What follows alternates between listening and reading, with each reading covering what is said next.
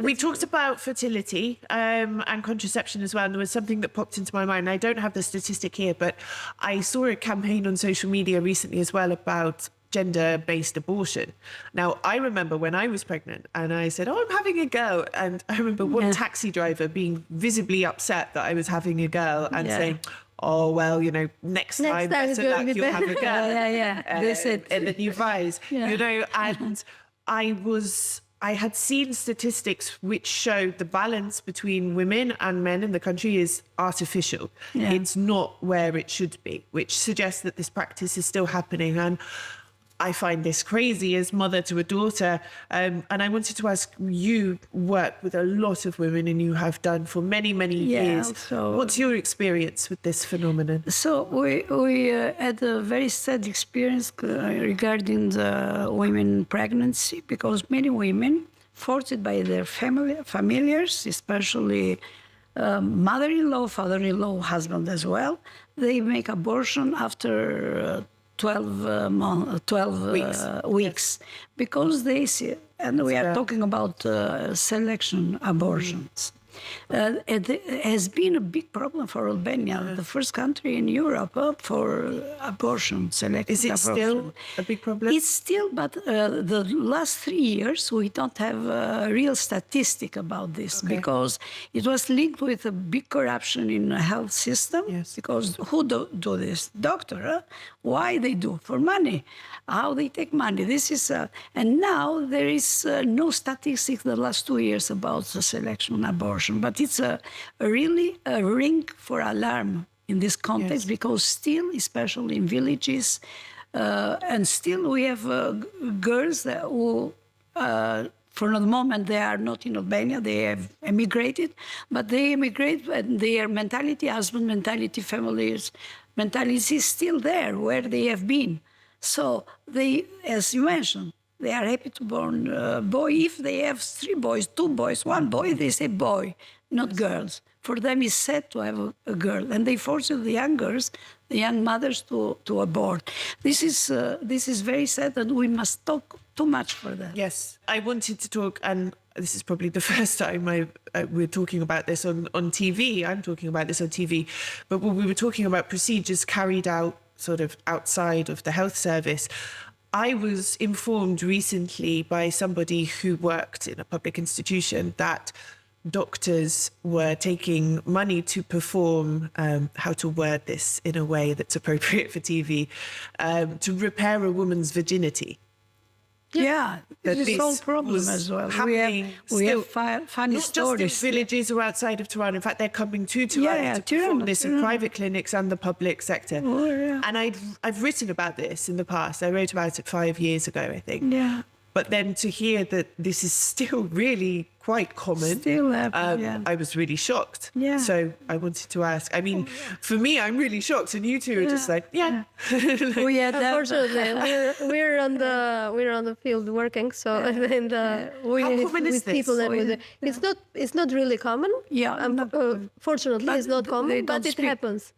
It happens. It's not an Albanian issue. It's an issue in these patriarchal, still patriarchal countries that consider virginity a must. So it's. I think this is also a problem that should be addressed by prevention, in order to raise awareness that virginity is not something that should impede the creation of a family and of character. Yeah, so it's not a matter of of respect, of your character, of honor or something else. So it's crazy to think that we are in 2024 and still speak about these things. So I think that there is needed more work also, education in the schools. That I think we lack. Education. These are taboos that we really need to speak about, also with the young people, especially with the young people. We must see school curricula. Actually, we have had in association a very funny story regarding to this virginity with mother in Leja city, unfortunately. And mother forced the girl, and after she married, the first night, the husband was immigrant, and you find out that she was not virgin, and tomorrow morning, he took the girls and left in the house of parents.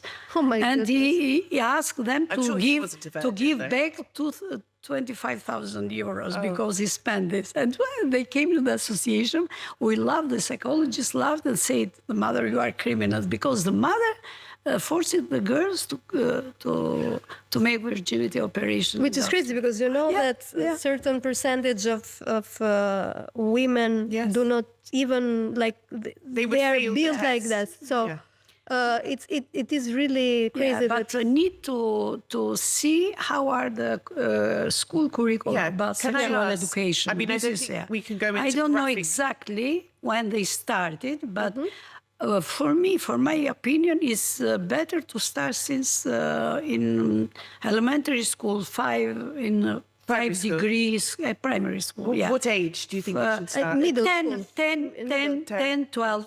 That's when we started in the UK. I think, I don't know how is... what age did they start learning about sex at the moment? And is it just very basic? I think it's about 14, 15 years. I mean, that's too late. There were girls in my school who were pregnant at that age. But in my opinion, it's still a taboo. Not only sexual education, but also the other thing, talking to parents, but also about relationships, because it's not only the sexual relationship, it's also healthy relationships.